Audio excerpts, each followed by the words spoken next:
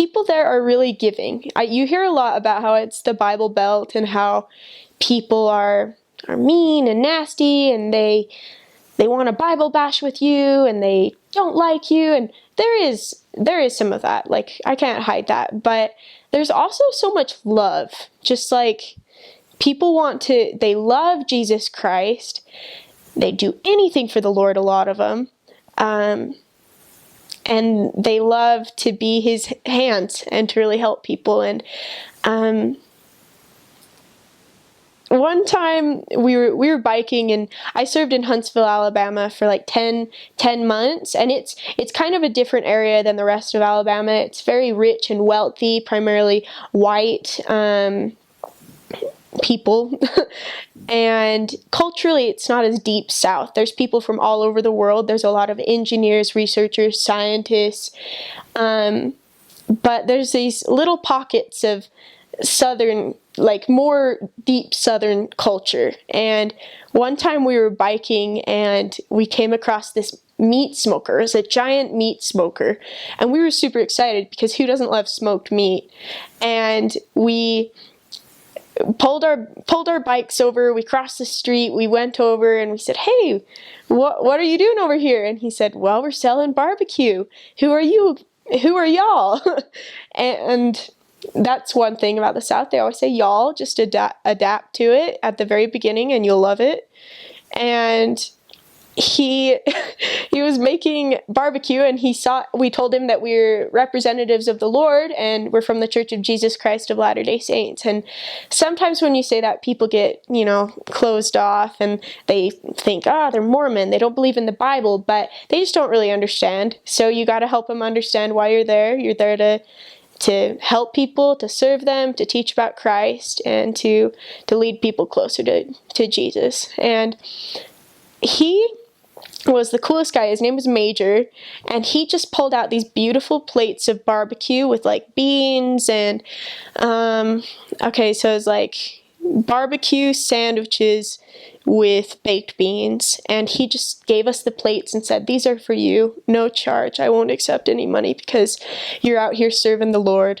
And we were just so touched by his generosity, and we got to teach a few lessons out of it. I got to give him as a referral to the missionaries in the other area. So it was just so cool. A lot of people in the South are like that. They just want to give and give and give and serve. And I love that about the really humble people.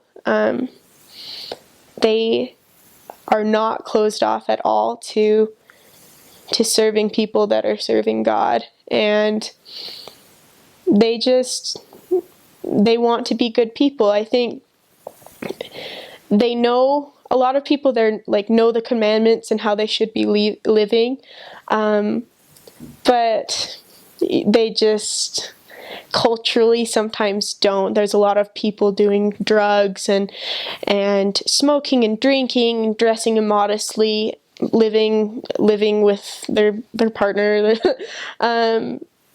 And that's just kind of how a lot of people choose to live. I think it's all over the world.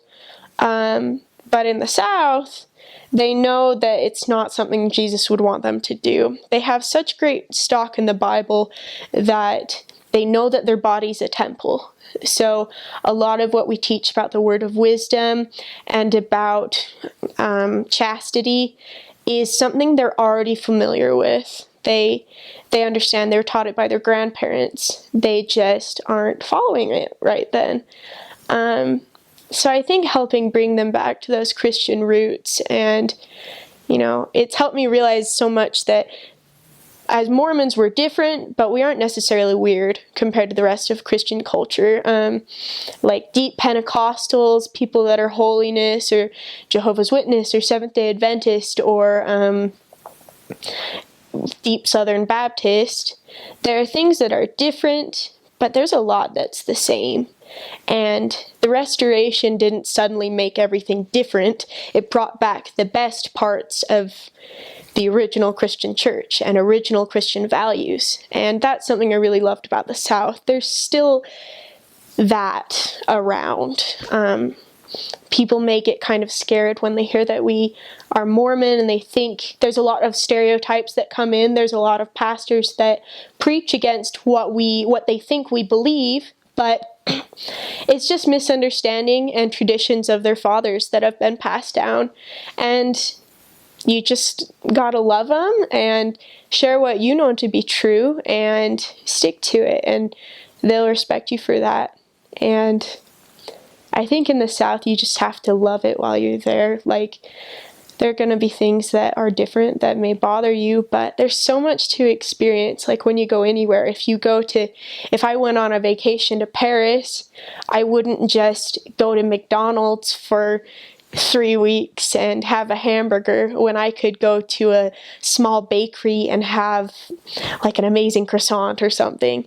It's the same in Alabama. You should experience the culture while you're there because it's so incredible. There's a lot of the members there are transplants from Utah or other places, so there's not as many like real Southern members, at least in areas where I serve. So when you get your chances to go to Southern places, you should. When I was in Mississippi, I had some amazing crawfish. We had this incredible member named Shelly, and she made me shrimp and grits and sweet potatoes and collard greens, and I had the best fried chicken and cornbread, which is part of the reason I gained a lot of weight on my mission. But it's just, you have to experience, like, food is part of their life. It's like the lifeblood. You meet together and you all eat together. And it's like food, God, family, and football are some of the main parts of like deep Southern culture. And I think just learn to love it and appreciate it and show them that you love them